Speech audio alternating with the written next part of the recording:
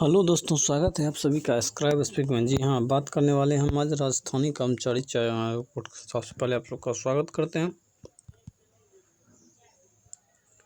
Scribe speak आप लोग नाम याद रखिएगा, जिससे कि आप लोग इजीली जुड़ सकते हैं। यही एक प्लेटफॉर्म है जहाँ आप हम इससे जुड़िएगा। नाम है स्क्राइब स्पीक, खोज के भी आप लोग आ जाइएगा। चलिए बात करते हैं राजस्थान कर्मचारी चयन बोर्ड की, जिसकी मैं बात कर रहा हूँ, राजस्थान जेई की। जैसा कि आप लोग देख सकते हैं, इसमें कितने सीट हैं। टोटल सीट है इसमें 1054, 954 है गैर जो दूसरे राज्य के हैं उनके लिए है। चलिए आगे बढ़ते हैं। जबकि अपन राजस्थान के लिए कुछ रिजर्व रहते हैं, 10-15% आपको 700 से 800 सीट मिल जाएंगे अदर राज्य के जो लड़के हैं। एक सवाल आता था मेरे कमेंट बॉक्स में, कितने रहेंगे दूसरे राज्य के स्टूडेंट के लिए? 700 से 800 रहेंगे। चलिए इसका मैं पूरे डिटेल में डिस्कस करते हैं। आगे बढ़ते हैं हम। देख लीजिए आप लोग, ये इसमें 4 डिपार्टमेंट है: जल संसाधन विभाग, जल स्वास्थ्य अभियांत्रिकी एवं राजस्थान राज्य कृषि एवं विभाग और सार्वजनिक निर्माण विभाग, जिसे PWD कहते हैं, जिसमें सबसे ज़बरदस्त नौकरी होती है। टोटल ये सीट का है, आंकड़ा है, जैसा कि आप लोग जानते हैं, देख लीजिएगा। आगे बढ़ते हैं हम मेनली बात करने वाले थे इसमें क्या क्या है। Negative marking, exam date update. तो एग्जाम डेट ये अपडेट कर दिए हैं 5 तारीख। आपको बता दें 5 दिसंबर को एग्जाम, 5 दिसंबर 2020 को इसका एग्ज़ाम होने वाला है।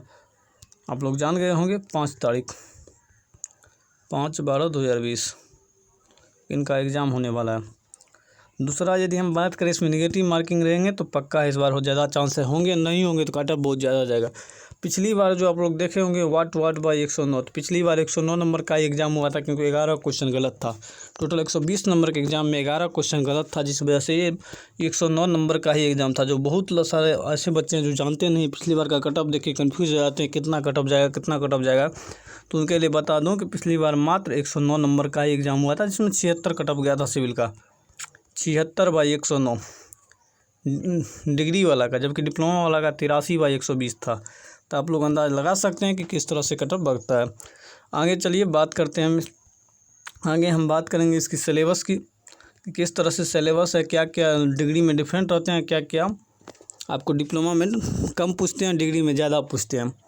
और भी यदि हम बात करें राजस्थान जेईई के, तो मैं आपको बता ही दिया, एग्ज़ाम डेट अपडेट हो गया। निगेटिव मार्किंग हो सकते रहेंगे, ज़्यादा चांस, मान लीजिए 90% चांस है नेगेटिव मार्किंग रहने का, क्योंकि नहीं रहेंगे तो फिर आपको ज़्यादा दिक्कत हो जाएगी, कटअप बहुत ज़्यादा भागेगी। उसके बाद यदि आप बात करेंगे प्रीवियस कटअप की, प्रीवियस कटअप मैंने आपको बता ही दिया कि 76 आसपास था आपको जनरल का, बाकी सबका भी कम था। 74 के आसपास था आपको EBC का, और लेकिन 109 नंबर का है, 76/109 ही था। और जहाँ 120 था वहाँ 83 नंबर था।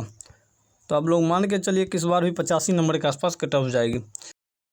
हम सिलेबस की सबसे पहले बात करते हैं राजस्थान GK प्लस, इसमें होता है GK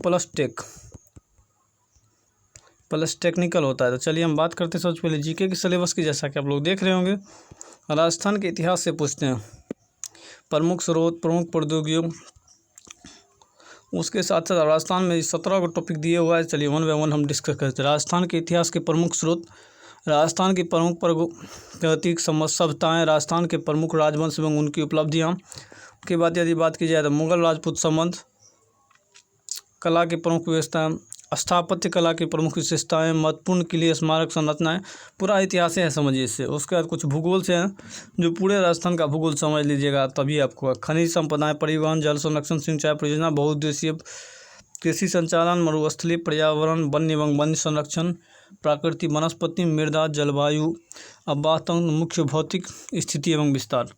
तो आप ऐसा समझिए कि राजस्थान का पूरा भूगोल है इसमें, ऐसा कुछ भी छोड़ा नहीं है। और यदि इतिहास की बात कीजिएगा तो इतिहास के साथ साथ उसमें करंट का भी बहुत कुछ है। इतिहास ही नहीं, इतिहास के साथ साथ उसमें करंट भी पूछ लिया जाएगा आपको। तो ये है नॉन-टेक का, जो 40 नंबर के पूछे जाते हैं सभी ब्रांच के। आपको बता दें कि ये नॉन-टेक में 40 नंबर का सभी ब्रांच, डिग्री, डिप्लोमा सभी के लिए है। अब हम बात करेंगे सिविल इंजीनियरिंग की सिलेबस की, जो कि डिप्लोमा वाले के लिए है। इसमें यदि आप बात करिएगा तो सबसे पहले building technology and construction management, fluid mechanics, नीचे आएगा तो सर्वेइंग एंड एस्टिमेशन कॉस्टिंग, साथ ही फील्ड इंजीनियरिंग। उसके बाद यदि बात की जाए irrigation and water resource, environment समझते हैं, वाटर रिसोर्स मतलब हुआ इन्वायरमेंट, तो इन्वायरमेंट दोनों से पूछेंगे। उसके बाद है थ्योरी ऑफ स्ट्रक्चर, यानी SOM TOS. Theory of structure first second, साथ में सोम। जैसा कि आप देख रहे हैं थ्योरी ऑफ स्ट्रक्चर जस्ट नीचे स्ट्रक्चर दिया है, मतलब आप समझिए कि स्ट्रक्चर दोनों है, साथ में सोम भी है। सॉइल मैकेनिक्स एंड फाउंडेशन दोनों में से पूरे सिलेबस दिया गया है। RCC 1 में से ज़्यादा क्वेश्चन है, RCC 2 में से बिल्कुल कम है। वाटर टैंक सबसे सिर्फ ऑब्जेक्टिव पूछेंगे, RCC 2 से कम है। सीलो बैंकर सबसे क्वेश्चन नहीं रहेंगे, लेकिन RCC 1 पूरा है। स्टील स्ट्रक्चर पूरा में तकरीबन समझिए। कंस्ट्रक्शन टेक्नोलॉजी से है कुछ, CPM पार्ट वाला।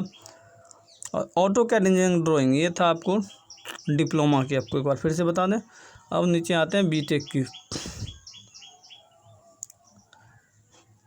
इसमें देख लीजिए building construction, surveying, SOM, reinforcement, RCC, irrigation, soil, AutoCAD. Diploma में कुछ कम सिलेबस रहते हैं, जैसा कि आपको देख लीजिए ऑटोकैड, सॉइल इंजीनियरिंग। डिप्लोमा में फाउंडेशन नहीं है, पहला। दूसरी बात RCC भी कम है, थोड़ा ही RCC दिया हुआ है। Irrigation and water environment irrigation पूरा है, RCC भी थोड़ा ही दिया हुआ है। सोम के साथ साथ आपको स्ट्रक्चर भी नहीं है। डिप्लोमा में आपको कुछ सब नहीं है जो यहाँ लिख देते हैं स्ट्रक्चर। पहली स्ट्रक्चर नहीं है, दूसरी फ्लूइड मैकेनिक्स नहीं है, तीसरा RCC भी कम है, फाउंडेशन भी नहीं है। तो डिप्लोमा वाला के लिए इन 4 चीज़ नहीं पढ़नी है। समझ गए होंगे आप लोग, ये सिलेबस था।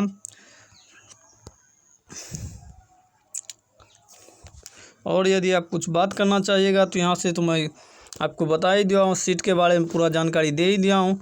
रही बात एग्ज़ाम की, तो एग्ज़ाम पक्का है कि 5 तारीख को ही होगा, 5 दिसंबर की होगा। ये कंफर्म डेट है, आप लोग ये मान के चलिएगा कि क्योंकि कोरोना भी अब ख़त्म हो रहा है। तो आज के वीडियो में इतना ही, धन्यवाद।